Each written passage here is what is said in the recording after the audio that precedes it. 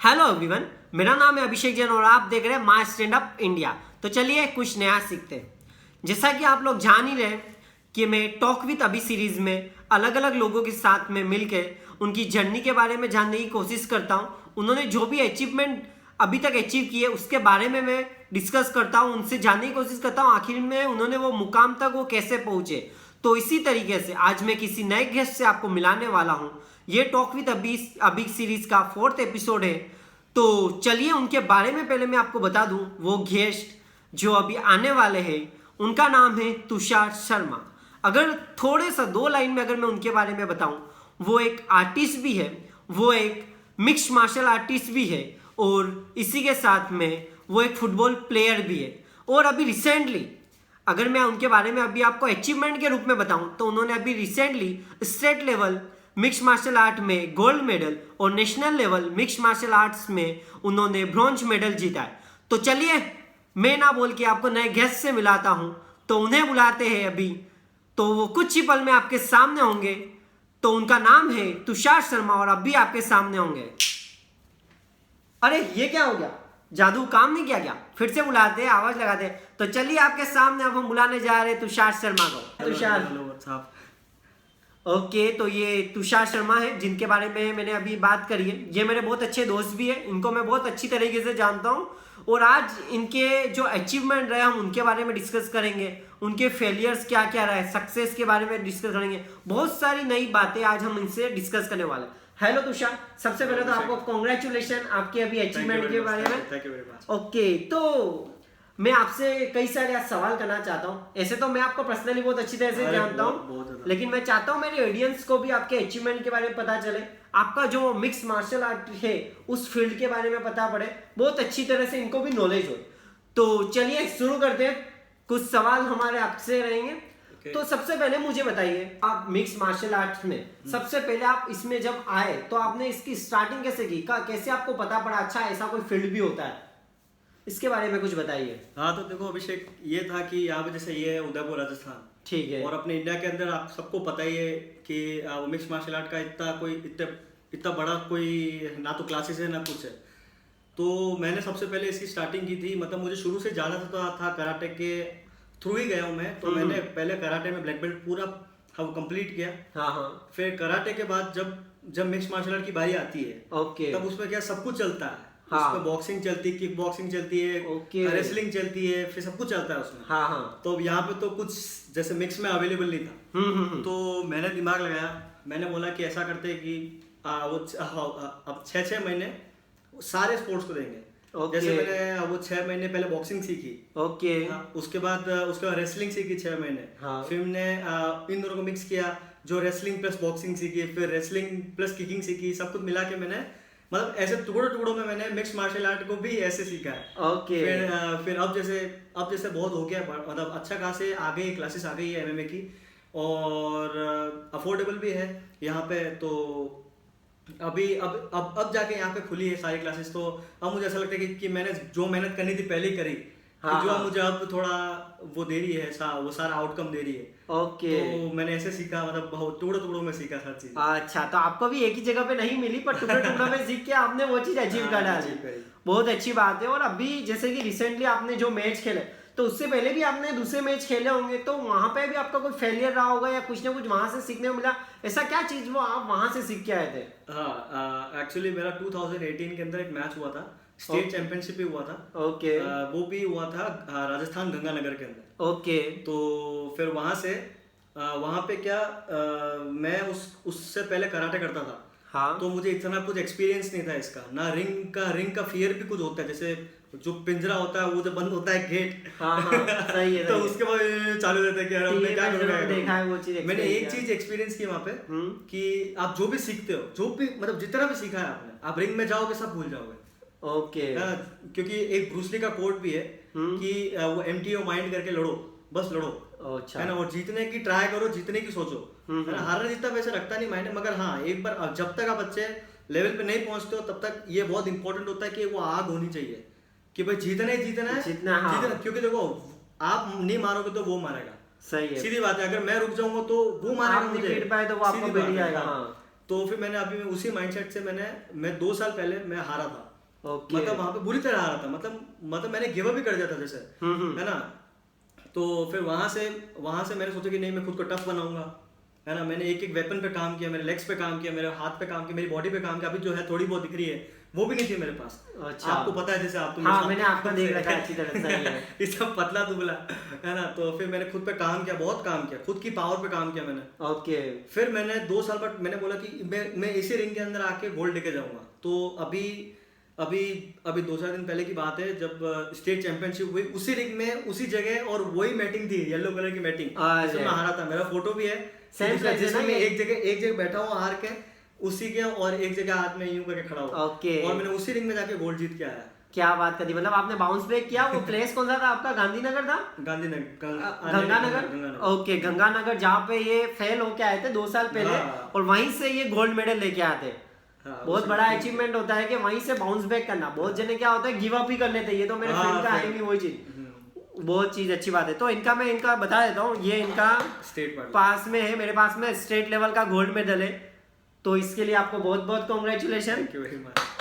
तो ये जो आपने सीखा 2 साल पहले, और वहाँ जो आपने सीन्स दिमाग में लिया है कि नहीं, मेरे को बाउंस बैक करना है, कुछ अच्छा वापस से करना है, यहाँ पे कुछ ना कुछ अचीव करके जाना है, वो चीज़ वास्तव में आपने इम्प्लीमेंट करी। मैंने आपका बॉडी ट्रांसफॉर्मेशन जो मैं अभी देख पा रहा हूँ, वो पहले से बहुत ज़्यादा टफ आप में नजर आता है। मतलब एक स्पोर्ट्समैन होता है ना, उस तरीके का आप नजर आ रहा है आपको देख के। और सेकंड चीज, अभी जो आपका नेशनल के बारे में थोड़ा कुछ बताइए, क्योंकि जैसे आप स्टेट लेवल पे सेलेक्ट हुए, फिर आप नेशनल के लिए गए थे, तो वहाँ का थोड़ा एक्सपीरियंस बताइए। वहाँ पे कौन से लेवल का आपने सीखा, उसके बारे में बताइए थोड़ा। देखो, सबसे बड़ा चैलेंज यही था कि जैसे मैं स्टेट कंप्लीट करके आया ही था, स्टेट में लड़के आया ही था, तो मेरी इंजरीज भी थी। जैसे यहाँ हेड की इंजरी थी, यहाँ की थी शोल्डर की थी, ये काटना, ठीक है, शोल्डर की इंजरी थी। ओके। तो इन सब से मैं कम थ्रू करता कि मुझे बोला गया कि परसों आपका, मतलब 2 से 3 दिन बाद आपका नेशनल है। ओके। अब मेन ये आ गया था कि एक तो पैसे का प्रॉब्लम, हाँ, वो नहीं, मतलब वो पैसे का प्रॉब्लम इन सेंस की, क्योंकि अभी अगर एट अ टाइम मैं अगर टिकट बुक कराता हूँ तो वो महंगा मिलता है। हाँ। हिसाब से देखा जाए तो एक तो 4-5 दिन पहले अगर ट्रेन करो तो मतलब एक तो हो गया, एक वो ट्रैवलिंग हो गया, 2 दिन तो मुझे जाने में लगते हैं, 1 से 1.5 दिन तो फिर वहां से जाके फिर शाम को लड़ना मुझे। ओके। तो वो पूरी बॉडी का फटीक होता है, जो भी दुखते हाथ। तो फिर बाद में एक वो चैलेंज था कि मेरा वेट जल्दी कम होता है। ओके। तो वो 2 किलो वहाँ पे कम हो गया, पता नहीं कैसे, फिर मैंने बढ़ा दिया। और एक और था कि मैं राजस्थान से खाली मैं सेलेक्ट हुआ था, तो मतलब मेरे साथ कोई भी नहीं आ रहा था, एलोन जाना था आपको, ना तो सर आ रहे थे, ना कोई फ्रेंड्स आ रहे थे, ना कोई आ रहे थे। तो मतलब मैं 1 मैन आर्मी करके राजस्थान को रिप्रेजेंट करता रहा अकेले। तो बस ये था। और एक ये था कि जैसे हमारे उदयपुर में तो वैसे ये लेक्स ऑफ सिटी है, सॉरी सिटी ऑफ लेक्स से काटना है, सिटी ऑफ लेक्स है। तो फिर और यहाँ पे तो अच्छी घूमने की जगह, मगर ये अच्छी फाइटर्स की जगह नहीं है। सही है, सही है। अगर जो इसी में फाइटर्स बन गया और वो यहाँ चाहता है कि निकलना है उसको यहाँ से, तो वो निकल सकता है, मगर यहाँ पे उसको इतनी फैसिलिटीज नहीं मिलती है। और मैंने सुना है और मैंने देख के आया कि वहाँ पे पुणे के अंदर केजेस है, प्रॉपर केजेस है, प्रॉपर ट्रेनर्स हैं जो केरला, मतलब अच्छा बाहर से बड़े लेवल पे जो और यहाँ पे आके सिखाते हैं। तो उनके सामने कम्पीट करना बहुत हार्ड लगा था मुझे। और उसके अंदर से 2-3 जगह से आए थे, एक 2 जन अफगानिस्तान से आए थे। उनका बॉडी स्ट्रक्चर ही अलग था। ओके। मतलब मैं अभी समझ लो, अगर मतलब मुझे अभी 3 से 4 साल और लगेंगे उनके बॉडी स्ट्रक्चर में पहुंचने पर। बॉडी स्ट्रक्चर, ताकत, सब कुछ है। और बोलते हरियाणा, इन सब जनों के वहाँ पे भी बहुत ज्यादा थे जने, मगर नहीं, तो मुझे हराया अफगानिस्तान वाला से हारा मैं, है ना। मगर मैं कुछ भी करके मैं लड़ा, मैंने ट्राई बहुत किया, मगर देखो जेनेटिक्स होते हैं, तो वो आप उसके भी हार नहीं मानी, मैंने भी हार नहीं मानी। सही है, आप लास्ट टाइम तक लड़े, वो मैटर करता। और वहां पर भी आपका नेशनल लेवल में ब्रॉन्ज मेडल रहा है ना। हाँ। ये इनका वहां का जो इनका पुणे साइड में हुआ था, मुंबई, पुणे में इन्होंने खेला नेशनल लेवल का, जहाँ पे इनका ये ब्रॉन्ज लेवल का इनको मिला अवार्ड। तो नेशनल लेवल के लिए भी आपको बहुत बहुत कॉन्ग्रेचुलेशन, क्योंकि जस्ट आप निकल रहे हो, जहाँ स्टेट लेवल खेला और आप ही को 2-3 दिन में वहाँ ट्रैवल करके जाना, वहाँ पर भी अपना कोई ना कोई 3 अवार्ड होते हैं, उसमें से 1 मुकाम तो आपने लेके है। और आगे चल के आप गोल्ड भी अचीव करोगे, ऐसी शुभकामनाएं हमारी आपके साथ में। और एक चीज मेरे को बताइए, जैसे आपने पहले भी रहा आपका फेलियर, उससे बाउंस बैक करके किया, उसके बाद में जब आप स्टेट में सेलेक्ट हुए, आपको नेशनल में भी मौका मिला और नेशनल में भी आपने अचीव भी किया। और बहुत सारे ऐसे पॉइंट्स भी निकाले आपको, अब किस चीज पे ज्यादा मेहनत करनी है, किस लेवल के कॉम्पिटिटर मिल सकते हैं, उनसे भी आपने बहुत कुछ चीजें सीखने को मिली। Right. अब मैं ये आपके बारे में जानना चाहूंगा, एक तो चीज हो गई ये जो आप मिक्स मार्शल आर्ट के बारे में ट्रेन करो, और दूसरा मैंने जहाँ आपको मैं जानता हूँ आप इसमें भी बहुत अच्छे हो, पेंटिंग वगैरह, स्केचिंग वगैरह, आर्टिस्ट, आपके अंदर एक आर्टिस्ट भी बहुत अच्छा है। तो वो कैसे, आपके घर में कोई ऐसा पहले से आर्टिस्ट रहा हुआ है, या वो कैसे आपका इंटरेस्ट जगा, उसके बारे में बताइए। मुझे पता है कि मैं बचपन से आर्टिस्ट फैमिली के अंदर ही हूँ। जैसे मेरी जितनी भी जनरेशन है पिछले वाली, जितने भी अच्छा। दादाजी, मेरे उनके पापा मतलब मेरे परदादाजी सब जने बहुत बड़े आर्टिस्ट हैं। मेरे दादाजी जो कि हैं द लेट रेवर शंकर जी शर्मा, तो वो पूरे इंडिया के नहीं, मतलब समझ लो कि वो पूरे अमेरिका तक भी फेमस थे अपने मिनिएचर आर्ट से, और उनको पद्म भूषण तक मिला हुआ। अच्छा। तो मतलब मेरा थोड़ा वैसा बना कि मतलब मुझे, हाँ, प्रैक्टिस मैंने बहुत की बचपन से। मैं छोटी चीजें बोलते हैं ना, हंसी मजाक में खेलते खेलते दादाजी के पास गए, दादाजी ये सिखा दो, तो वह दादू सिखाते थे। फिर मैं दादाजी नहीं बोला, मैं दादू बोलूँ, क्योंकि मैं वो बहुत टर्म में, हाँ सही है ना। कोई दिक्कत नहीं। हाँ, तो फिर बाद में जैसे मतलब कुछ भी बना है तो बचपन से उनको पेंटिंग करते हुए देखा कि कैसे कलर लगाते हैं, कैसे स्केचिंग करते हैं। मैंने जहाँ तक मैं अपना मेन इंस्पिरेशन मानना चाहूंगा ना, एक तो चलो मेरा मिक्स मार्शल आर्ट के कॉर्नर में करेगा, ये सब तो है ही है, मगर अब मैं इन सबको छोड़ दूंगा। घर में जो आपके साथ में आपने देखा है, मेन सबसे बड़े इंस्पिरेशन मेरे दादाजी हैं मेरे। मतलब मैं उनके हमेशा दादाजी, मतलब उनका ये था कि मतलब कोई भी गलत काम नहीं, मतलब कुछ भी गंदी बात नहीं, खाली बस काम को लेके अपना डेडिकेशन उनका, मतलब उनका इतना डेडिकेशन लेवल इतना था कि उनके जब हार्ट सर्जरी हुई थी, तो उनके यहाँ पे कुछ नहीं यहाँ बैठाया था कुछ ऐसा करके जिससे सांस ले सके। अब वो उसके अंदर दादाजी बोलते कि जब वो बैठते थे तब उनके दर्द होता था, मगर उन्होंने बोला कि नहीं, मुझे करनी है पेंटिंग करनी, मतलब ये इस लेवल का डेडिकेशन की दर्द हो रहा फिर भी करने का। अच्छा, है ना। और ये मिनिएचर वर्क एक तरीका मेडिटेशन है, तो उसके अंदर ऐसे क्रिएटिविटी लाने के लिए वो चीज चाहिए होती है। और मुझे क्या अब मेरा ये हो गया कि अब जैसे मैं ये सब बनाता हूँ तो मुझे खुद जाके प्रैक्टिस करने की जरूरत नहीं पड़ती, क्योंकि मैंने बचपन से ही इतना हाथ चल गया। वो बोलते हैं जेनेटिक्स, मेरे जेनेटिक्स है, मतलब ऐसा बोलते हैं। दादा ने मुझे एक बात बोली कि अपने एक प्रोफेशन को या अपने एक चीज को इतना मेहनत करो कि वो आपके आने वाली जेनेटिक्स बन जाए। कि मतलब जैसे अब जैसे अगर मैं मार्शल आर्टिस्ट हूँ तो मतलब मैं इतना मेहनत करो जो आने वाली जनरेशन होगी वो मतलब तो अपने फील्ड में भी अपन परफेक्ट बन गए, और उस चीज में भी अपने जेनेटिक्स में भी वो चीज आ गई। सही चीज है। तो मेरे दादाजी सबसे बड़ी है इंस्पिरेशन, हमेशा रहेंगे, कोई भी नहीं उनको रिप्लेस नहीं कर सकता। हाँ, तो बहुत अच्छी बात है कि इन्हीं की फैमिली में इनके जो दद्दू है तो उनसे ये इंस्पायर हुए, जिन्होंने पद्मश्री अवार्ड भी जीता है, और इस लेवल के वो आर्टिस्ट रह चुके, तो उन्हीं फैमिली से ये बिलोंग करते हैं, तो बहुत अच्छी बात है। और इसी के साथ में मैं आपको इनकी बहुत सारी, आप यहाँ देख पा रहे होंगे, ये हमारे पीछे बैकग्राउंड पे पूरी वॉल इन्होंने खुद ने हाथों से सारी पेंट की है। मैं दिखाता हूँ, ये देखिए, ये अलग अलग सारी इन्होंने खुद ने यहाँ पे सारी ये ड्रॉ की है, और इसके अलावा भी इन्होंने बहुत सारी ऐसी ड्रॉ कर चुके हैं अभी तक। और ये बीच में है ना, मतलब अभी भी करते हैं वैसे तो, अगर किसी को मान लो हैंडमेड पेंटिंग वगैरह चाहिए हो, कुछ ऐसा उनकी खुद की सेल्फ ड्रॉ की हुई है कोई पेंटिंग वगैरह चाहिए हो, तो उसकी ये ऑर्डर भी लेते। तो इनका ये आप देख ही रखो पैशन, मतलब अलग अलग फील्ड में जाना, मतलब एक आर्टिस्ट भी हो गए, उसके बाद में नेशनल लेवल, स्टेट लेवल के चैंपियन मिक्स मार्शल आर्टिस्ट भी हो गए। ये तो दो चीज बात की। अगर इनको आप अलग अलग फील्ड में देखोगे, जैसे फुटबॉल प्लेयर भी बहुत अच्छी तरीके से फुटबॉल प्लेयर करते हैं, स्टेट लेवल फुटबॉल प्लेयर है ये। और बाकी इनका साइड में ग्रेजुएशन भी चल रहा है, पढ़ाई भी चल रहा है। जहाँ अपन एक चीज करते हैं ना, हाँ चलो स्कूल हो गई, ग्रेजुएशन करना, इतनी कर तो रहे, सुबह शाम जा तो रहे, लेकिन वहां से मल्टीपल चीजें और क्या क्या करते हैं, तो वो मल्टीपल चीजें जो अपन बोलते हैं ना साइड हसल, तो उसमें इन्होंने बहुत सारा किया है। मार्शल आर्ट हो गया, आर्टिस्ट अपने अंदर डेवलप किया है जो क्रिएटिविटी लेवल दिखाता है, प्लेयर में स्पोर्ट्स में फुटबॉल हो गया इनका, उसके बाद में ये यूट्यूब पे ब्लॉग्स वगैरह भी डालते हैं इनका डेली लाइफ। तो ये देख रहे हो कितने सारे एक्सप्लोर करे चीजें। इनको कोडिंग्स लेवल आता है, अगर आप इनको कोडिंग में भी एक्सप्लोर करोगे, प्रोग्रामिंग वगैरह भी कर लेते हैं, तो कितनी चीजों में इन्होंने भी एक्सप्लोर किया। एक जगह फिक्स नहीं पता पड़ती है ना, तो हमें अलग अलग जगह ट्राई करना होता है। ओके, मेरा इंटरेस्ट कहाँ पे आ रहा है, तो उस लेवल का भी चल रहा है। और अगर मैं अभी आपको पूछूं इतनी सारी चीजों में से अगर आप पर्टिकुलर किसी में जाना चाहोगे तो किस चीज को चूज करोगे? मिक्स मार्शल आर्टिस्ट में बहुत अच्छा करना चाहोगे, पेंटिंग वगैरह में अच्छा करना चाहोगे या कुछ और नया कुछ डिस्कवर करना चाहोगे? मैं जैसा मेरा है कि मतलब मुझे वो बहुत सी चीज़ें एक्सप्लोर करना बहुत अच्छा लगता है। ओके। सीधी बात तो ये है, क्योंकि मुझे एक बात होता है कि मतलब मुझे खाली बैठना अच्छा नहीं लगता। सही है। कि सीधी बात है कि खाली बैठूंगा, खाली दिमाग शैतान का दिमाग होता है। तो मैं आज तक इसीलिए कि इतना डिसिप्लिन में, और मैंने आज तक कुछ भी गंदी आदत नहीं पाली हुई है, या जो भी दोस्त होते हैं पॉजिटिव साइड के, पॉजिटिव सारे, चीजें आपकी। हाँ। तो मैं खुद को बिजी रखने की कोशिश करता हूँ। ये सब तो मेरे कुछ चीज़ें थी। अभी मैं चाहूँगा कि मैं और करूँ, मगर हाँ मतलब मैं आगे आपने से पूछा कि आप किस पे जाना चाहेंगे, तो मेरा ड्रीम है, हाँ मेरा ड्रीम है कि मैं MMA प्लेयर बनूँ, mix martial art player. Okay. इसको मैं इंडिया को रिप्रेजेंट करूँ। आपका उसमें कोई मेंटर है कि जिसको तरह आपको बनना हो, ऐसा कोई है उसमें? तो नाम बताइए। इंटरनेशनल प्लेयर है, UFC the ultimate fighting championship का है करके। ओके। उसके अंदर एक प्लेयर है द कॉनर मैग्रेगर। अच्छा। तो मुझे वो इंस्पिरेशन इसलिए लगा क्योंकि वो मतलब मेरी तरह, मतलब मुझे लगा कि हाँ मैं इनकी तरह थोड़ा हूँ। क्योंकि उनमें ये था कि डेडिकेटेड थे।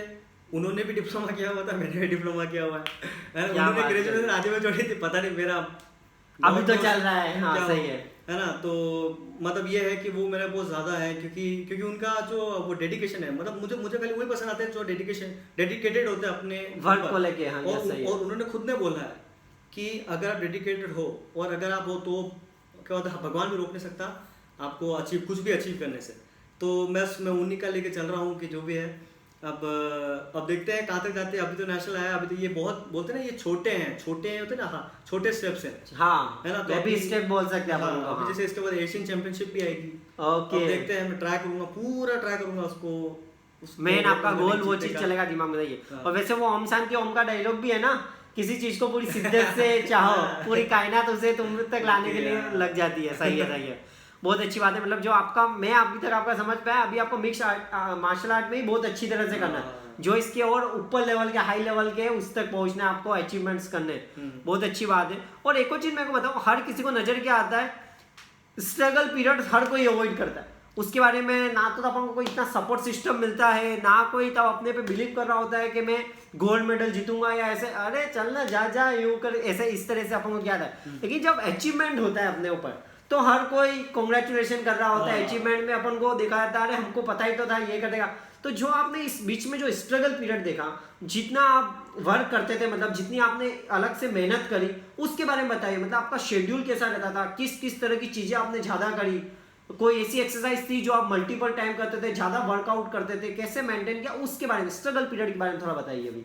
देखो आप अच्छा क्या ये पूछा आपने, क्योंकि मैं इस बारे में बताना चाहूंगा, क्योंकि ये हर स्ट्रगलर का है ही है, फिक्स है। सही है। मतलब जो भी, अब मतलब मैं तो मानते हैं कि मेरा खत्म नहीं हुआ, मेरा तो अभी तो चल रहा है, वो चालू ही है। सही है ना। जब तक मैं इंडिया के बाहर नहीं पहुंचूंगा तब तक मेरा स्ट्रगल खत्म नहीं होगा। मैं वो चीज लेने वाली है। हाँ। और एक बात बताता हूँ कि जैसे मेरे साथ खुद हुई ये चीज है ना कि मैं जैसे मतलब मेरे कितनी बार क्लासेस के पैसे खत्म हो जाते थे कि भाई मैं अगले महीने की फीस कैसे भरूंगा। ये एक सबसे बड़ा स्ट्रगल तो ये होता है कि भाई मेन, क्योंकि नथिंग इज फ्री, कुछ भी फ्री नहीं है। सही है। क्योंकि मुझे भी कमाना है, आगे जाके उसको भी कमाना है। तो और वो कुछ सिखा रहे हैं, उन्होंने भी दिए हैं पैसे आगे जाके सीखे। तो ये था कि एक तो मनी था ही शुरू से प्रॉब्लम, और फिर बाद में एक था कि एक मैंने बताई था कि आपको ये उदयपुर में इतना कुछ मिलता नहीं सही से। हर जगह बाहर जाना पड़ता। फिर बाद में एक चीज़ आती है कि जो कि मेरे सर ने सिखाई मुझे, कि जो की बात है कि मतलब मैं कि अपने बॉडी पार्ट को कोई भी एक पार्ट ऐसा बनाओ, मतलब स्ट्रॉन्ग। ओके। मतलब वो आपके जैसा कोई नहीं मारता। तो मतलब मैं अपनी राइट किक जो थी मेरी, मैंने उसको मतलब मैं दिन की हजार किक्स मारता था बैक्स के ऊपर। वो बोलते हैं कि 1000 किक मारेगा तब जाके एक किक सही पड़ेगी। सही है। तो मैं 1000 किक मारता रहा। पता मेरे पाँव में से खून निकले, ऊपर से चमड़ी होती है, चमड़ी हट जाती क्योंकि वो चमड़े का बैग होता। क्योंकि एक दो गलत किक पड़ती 1000 पे से, तो वो चमड़ी हट जाती, तो मेरे अच्छे घाव पड़े हुए। फिर मेरे वो आई थिंक और बीच में आपका वो फ्रैक्चर वगैरह भी हुआ था ना। हाँ, उसके बारे में भी बताइएगा। तो फिर उसमें ये हुआ था कि फ्रैक्चर का ये था कि मैं जैसे वो एंकल ट्विस्ट हुआ था जोरदार वाला। क्योंकि मैं किक मारा था, सामने वाले ने बिग किक लैंड की और मेरा एंकल ट्विस्ट हो गया। और तब वहां से मुझे पता चला कि मेरी कमजोरी है कि मेरा एंकल स्ट्रॉन्ग नहीं है। तो मैंने 1 साल उसके ऊपर वापस काम किया। अच्छा। 1 साल काम किया तो मैंने एंकल भी स्ट्रॉन्ग बना। मतलब मेरा ये चल रहा है अभी, जैसे मैं कुछ सीखता हूँ हमेशा गलती से। हारा इट्स ओके मैन, हारा चलेगा, हारा चलेगा, अभी सीखने का काम है। क्योंकि मेरे सर ने बोला कि वो टोटल मिक्स मार्शल आर्टिस्ट बनने के लिए, अच्छे लेवल पे खेलने के लिए आपको टोटल समझ लो 200-300 तो आपको एमेच्योर फाइट्स खेलनी। एमेच्योर फाइट्स मतलब बता देता हूँ कि जैसे स्टेट लेवल हो गई, state level, national level, state level, national level करते करते करते करते करते आपको 100 के ऊपर जब तक आप नहीं खेलोगे, 200-300 तब तक आपके पास एक्सपीरियंस नहीं आएगा। अच्छा। और अभी अगर जो आगे बोलते कि अरे नेशनल अवार्ड, तो ये कुछ नहीं है ना। मेरे से बड़े बड़े बहुत प्लेयर बाकी है और मैंने देखा कि मेरी क्या कमजोरियां हैं, तो मैं भी वहाँ सीख के आया हूँ, मैंने हर चीज़ करी है। तो ये था ओके मतलब आपका, मैं वो चीज आपने जो अभी बोला, मतलब जो वीकनेस आपको नजर आती है आप उसको कोशिश करते हो स्ट्रेंथ में कैसे बदला दिया जाए, जो आप आपको बताओ ना, और एक नेवर गिव अप आपका एटीट्यूड रहा हुआ है। अब एक लास्ट क्वेश्चन, क्योंकि अपन को देख रहे हैं तो बहुत जनों के सवाल ऐसा होगा, अच्छा मिक्स मार्शल आर्ट मतलब क्या, अगर हम एज अ बिगिनर है, हमको कोई नॉलेज नहीं है, तो क्या हमें इसकी शुरुआत करने का क्या ऐसा मेथड आ सकता है, तो उसके बारे में थोड़ा कुछ एडवाइस देती कि मतलब या तो उनके आसपास कोई भी ऐसी एकेडमी हो, क्या उन्हें वो ज्वाइन कर लेना चाहिए, या स्टार्ट में उनकी बॉडी उस लेवल की है तो क्या उन्हें सिर्फ एक्सरसाइज वगैरह करनी चाहिए, या यूट्यूब से देखना चाहिए, या कोई ऐसे ओपन जब भी चैंपियनशिप हो रहा है अगर अपन ट्रेन है अपन ने किया वहाँ अप्लाई करना चाहिए, मतलब क्या स्टेप उनको फॉलो करनी चाहिए, कुछ ऐसा कोई गाइडेंस, कोई मैप आप दे पाए तो एक वो दे दीजिए, अवेयरनेस दे दीजिए उसके बारे में। तो सबसे पहले बोलूंगा मैं कि आफ्टर एज अ बिगिनर के अनुसार बताना है ना। एक अपने इंडिया में ट्रेंड है, ओके, ट्रेंड करके बोलते कि एक फालतू, मतलब बोलते क्या मिथ है सबसे खराब वाला कि छोटे बच्चे एमएमए नहीं कर सकते, अफवाह जिसको अपन बोल सकते हैं। और मैंने देखा है कि जैसे कि वो यूरोप में है, सब जगह है, बाहर है, छोटे छोटे बच्चे एमएमए कर रहे हैं सही वहाँ पे। और वहाँ का एक स्टार्टिंग पॉइंट होता है ना, उनका स्टार्टिंग पॉइंट ये होता है कि बचपन से वो कोई एक स्पोर्ट पकड़ते हैं, fighting sport, full contact sport, karate, ये सब नहीं कि जिसमें खाली ये मतलब वो सेमी कांटेक्ट बस खाली ये होता है। ओके, फुल कांटेक्ट स्पोर्ट जैसे रेसलिंग हो गया, बॉक्सिंग हो गया, ठीक है, अपना किक बॉक्सिंग हो गया, फिर टाइक्वांडो हो गया, मतलब जो आपको लगता है कि फुल कांटेक्ट स्पोर्ट है। और मेरी जहाँ तक राय है कि बॉक्सिंग में मत जाओ पहले, या किसी में मत जाओ सबसे पहले, अब सबसे पहले जाओ रेसलिंग के अंदर, क्योंकि रेसलिंग ही बेस है। क्योंकि मैंने इतना नहीं एक्सपीरियंस, मगर जहाँ तक आपको सब बोलते हैं कि रेसलर हमेशा जीतता है, क्योंकि उसके पास उसके अंदर ग्राउंड पावर होती है उसके पास। ओके, है ना, अगर वो आपको नीचे लेके जाएगा तो आप उठ ही नहीं सकते, अगर आप भले कितने अच्छे स्ट्राइकर हो गए, है ना। तो मैंने जो अपनी गलतियों से सीखा है, अब जाके मैं रेसलिंग चालू करूंगा, क्योंकि मैंने अपना पहले बेस बना दिया कराटे बिना कांटेक्ट का, सही है। अब उसको सुधारने के लिए मैंने की बॉक्सिंग है, कांटेक्ट की डायरेक्ट, अब उसके पढ़ती तो भी लगती थी, और बाप रे इतना तो पढ़ा ही नहीं कभी। उसके बाद आया किक बॉक्सिंग, तो किक बॉक्सिंग में किक्स भी आ गई, फिर अब जाके मैं सीख रहा हूँ रेसलिंग, जो कि मुझे सीखनी चाहिए थी पहले। और सबसे राइट एज होती है सीखने की 15 ईयर्स। 15 ईयर्स से मतलब कोई भी एलिजिबल हो जाता है कि वो एमएमए फाइट करे और कोई भी फुल कॉन्टैक्ट फाइट लड़े, क्योंकि वहाँ पे बच्चे वहाँ पे रेसलिंग करते हैं, है ना। जो अपना खबीब हो गया, खबीब नर्मागोडोव है करके है अपने कॉनर मैग्रेगर का ही है लेवल का है, तो वो बचपन से लड़ रहा है, 4 साल की उम्र से 4 साल की एज से लड़ रहा था। अच्छा। और जो होते हैं ना वो भालू बेयर्स होते हैं, बेयर्स के उसके पापा बेयर्स के बच्चे के साथ रेसलिंग कराते हैं। अच्छा। वो बोलते ना बहाने बनाते हैं कि अरे भालू तो काट रहा है मुझे, तो मैं क्या करूं, तो उसके पापा ने क्या बोला कि कुछ तू भी काट, सीधे मतलब बोलते ना कि वो बहाना नहीं होता, बहाना नहीं, एक्सक्यूज नहीं अलाउड। सही है। आप कुछ भी कर सकते हो कोई भी एज में, है ना, कुछ भी कर सकते हो। बैरियर तो यहाँ पे अपन लगा देते कि इस एज में यही हो जाना चाहिए, वो हो जाना चाहिए, बाकी age is just a number, तुम कभी भी शुरुआत तो करो। ऐसा बोलते कि लिफ्ट करना, छोटे होते लिफ्ट करने से हाइट रुक जाती है, भाई बाहर जाके देखो 15 साल के बच्चे इतने चौड़ों के ऐसे घूम रहे हैं, अपने बच्चे लगे 15 साल के बच्चे तब तक वही। मतलब जब तक एक्सप्लोर कर देनी चाहिए चीजें, तब तक हम रुके हुए रहते हैं कि एक एज हिट होने का वेट कर रहे होते हैं।